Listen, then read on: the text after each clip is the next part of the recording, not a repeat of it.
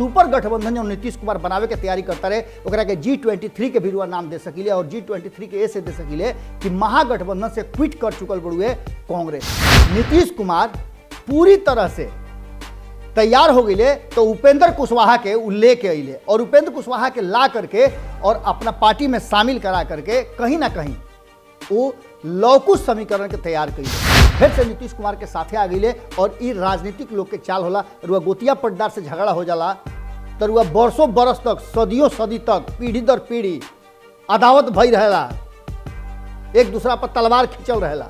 लेकिन राजनीति में ई अजब तरह के माहौल बनेला कि कबो केहू के केहू दोस्त हो जाला। जीतन राम मांझी अइले और नीतीश कुमार बड़ा ओकरा के आत्मीयता से गला लगौले।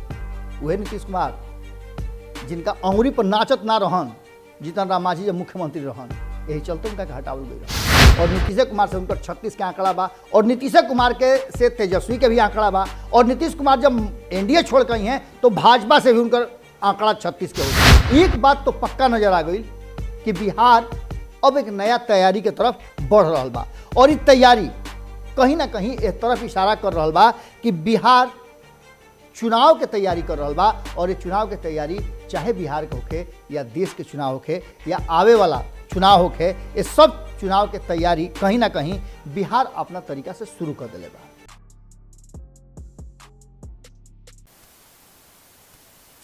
खुद में खुद के ढूंढल जाओ, खुद में खुद के ढूंढल जाओ, मिलजुल के आईना ढूंढल जाओ, मिलजुल के आईना ढूंढल जाओ। अजब चलन हो गई बा सियासतदारी में, अजब चलन हो गई बा सियासतदारी में। छटपटा रहल बा लोकतंत्र दुकानदारी में, छटपटा रहल बा लोकतंत्र दुकानदारी में। गोड़ लागत नहीं हेरा से अभिनंदन बार बोलो कि अपना कार्यक्रम जना के नाम हो खूटा ठोक के। लोकतंत्र के कहल जाला कि सबसे बढ़िया शासन के तंत्र हो, राह हो, जौन में लोकतंत्र फलेला फूलेला, अघाला गोटाला मोटाला। लेकिन जहाँ लोग आपन सरकार अपने चुनेला, उजा राजनीतिक दल और सरकार में बैठल लोग जैसे ही सत्ता प्राप्त करेले तो अपना हिसाब से सत्ता के उपयोग करेले, उपभोग करेले। बहुत सारा चर्चा हुआ सुनले हो कब कि सत्ता में अइला के बाद राजनीतिक दल के लोग जे सदन में बैठ गए, जीत के चल गई, वो अगर कानून बनावे तो अपना खातिर कानून बनावे और उनका खातिर बहुत सारा चीज़ जौन बा रुए बीच से एक व्यक्ति के चुन के रुआ भेज दिले और वो व्यक्ति सर्वशक्तिमान हो जाला। हालांकि 5 साल बाद रुआ के मौका मिलेला, लेकिन तब तक ले अतना न पुल्हा के रुआ से बतियावे लागेला कि जौना से रुआ भरम जाइले और भरम के फिर ओकरे के अपन जाति के नाम पर होके, संप्रदाय के नाम होके, समुदाय के नाम होके या जौना रूप में होके रुआ ओकरे के वोट दे दिले और फिर से जीत जाला और फिर 5 साल रुआ संगे उहे स्थिति करेला। चुनाव नहीं खे ऐसा नहीं कि कोनो चुनाव होके वाला बा जना के चर्चा वाला करल तनी। लेकिन चुनाव ना भइला के बावजूद अगर बिहार में राजनीति हो रहल बा, एक दूसरा के मात देवे के तैयारी चल रहल बा, अपन अपन कुनबा मजबूत करे के तैयारी चल रहल बा, तो एकरा बारे में रुआ का समझब कि कहीं ना कहीं भीतरे कुछ ना कुछ तो मामला जरूर बा। आज खूटा ठोक में रुआ लोग से यही विषय पर बात करे खातिर आयल बनी और कुछ तथ्य रुआ लोग के सामने रखे आयल बनी। कुछ बात तो ऐसा बा कि रुआ धीरे धीरे जहाँ तहाँ से काना कानी सुनले होगा।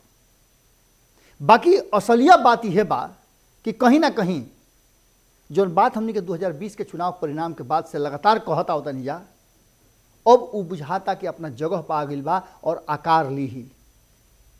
यह कारण बा कि अलग अलग गठबंधन के तैयारी हो रहा बा, पुरानका गठबंधन के ध्वस्त करे के तैयारी चल रहा बा, एक दूसरा के सहमत के तैयारी चल रहा बा और ये सब के लेकर के दूगो गठबंधन तो पहले से रहले रहे। तीसरका गठबंधन रुआ देखबे कहीं कि बन रहे चुनाव के पहले, चौथका भी बन रहे, 5वां भी बन रहे, 55 गो गठबंधन चुनाव लड़ले रहे, एकच भी कई लोग चुनाव लड़ले रहे। लेकिन परिणाम उहे दूगो जन गठबंधन रहे ओकरा में टक्कर भई। हालांकि तीसरका गठबंधन दोनों गठबंधन के जो उपेंद्र कुशवाहा बनौले रहन ग्रैंड अलायंस, उहो कहीं ना कहीं एक तरफ नहा नीतीश कुमार के उजे लालू प्रसाद के दोनों खेमा पर चोट जरूर कैलस और 5-6 गो सीट जीत के आ गई। पप्पू यादव भी एगो गठबंधन बनौले रहन, बहुत ज़्यादा कुछ ना कैले, लेकिन चुनाव में अपन उपस्थिति दर्ज कैले। चिराग पासवान अलग होकर के एनडीए से लड़ रहन, वह अपन उपस्थिति दर्ज कैले। एक अलावा बहुत सारा लोग रहे। हम कुछ जो स्थापित दल बाड़े जिनकर विधानसभा में, विधान परिषद में या फिर लोकसभा और राज्यसभा में जिनका प्रतिनिधित्व रहल बा, हम उनकर बात करते हैं। ये सब बात के लेकर के का भइल रुआ सब जानता नहीं। लेकिन अब जबकि बिहार में चुनाव नहीं खे, ओकरा बावजूद लोकसभा चुनाव अभी 4 साल देरी बा। एकरा अलावे देख ली कि विधानसभा में 5 साल देरी बा, अभी 4 साल देरी बा। ये सब के दूर रहते हुए अगर चुनावी तैयारी बिहार में चल रहा बा, अपन अपन गठबंधन और संगठन मजबूत करे के और संगे संगे नया गठबंधन बनावे के तैयारी चलता, तो एक मतलब बा कि कहीं ना कहीं भीतरे भीतरे कुछ ना कुछ तो धधकता, जौना के धुआं रुआ तक पहुंच रहा बा। आज एक पर विषय पर चर्चा हुई और चली सभे भारत लाइव से हमने के खूटा ठोक पर चली जा और ओई जा ये पूरा विषय पर कोशिश करी जा रउओ विचार के अनुसार रउआ के में शामिल हो, अपन विचार दी कि आखिर बिहार कौना दिशा में जा रहा बा। का बिहार 2024 के तैयारी चल रहा बा, ओकरा खातिर गठबंधन के मजबूत करे खातिर अलग अलग खेमा बन रहा बा, अलग अलग गठबंधन बन रहा बा, या फिर बिहार में मध्यावधि चुनाव हुई जौन के चर्चा लगातार चिराग पासवान कर रहा बड़े और जौन भारतीय जनता पार्टी नीतीश कुमार और तेजस्वी यादव के एक्ट से भी नजर आवता। अब तो कांग्रेस भी ओकरा में कूद गई बा, वो अपन अलग रास्ता अपना रहल बा। एक मतलब बा कि कुछ ना कुछ तो होखे वाला बा। अगर ना भी भइल तो संगठन के तैयारी मजबूत हो रहल बड़ुए और एकरा पीछे कुछ ना कुछ कारण जरूर बा। यही चलते कहीं ना कहीं यह बात के कहे खातिर मजबूर भइनी हा कि खेला हो गई बा बरियार, खेला हो गई बा बरियार, 3-3 गो गठबंधन हो गई तैयार। तो चली सबे आई जा खूटा ठोक।